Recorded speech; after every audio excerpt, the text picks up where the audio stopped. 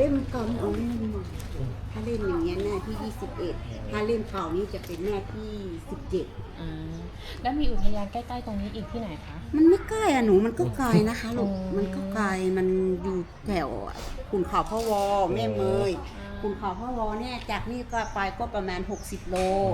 ทางกลับเรานั่นแหละไม่ใช่ค่ะพี่หนูกลับกรุงเทพไม่ใช่ถ้าทางกลับกันนี่ก็จะมีตักสินแลนต่างถ้าทางกลับนะคะก็จะมีตักสินแลนต่างหรือถ้าเขาวอไปไกลค่ะพะวอนี่จะไปเส้นทางแม่ละมาดแต่ถ้ายังไงนี่ถ้าว่าขากลับอ่ะ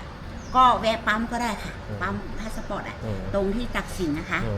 ทีเราก็ไม่ได้เข้าไปเที่ยวใช่ไหมคะถ้าเราเข้าไปเที่ยวเราก็ต้องเสียค่าเข้าใช่ไหมคะค่ารถอะไรด้วยแต่ถ้าเราไม่เข้าไปเที่ยวเราก็ขอปั๊มตรงที่ป้อมยามเขาอะเขาจะมีไม่เสียค่ะไม่เสียค่ะตามสบายเลยค่ะน้ำตกทางไหนคะน้ำตกทางนี้ค่ะน้ำตกทางนี้150 เมตรจ้ะขอบคุณนะคะ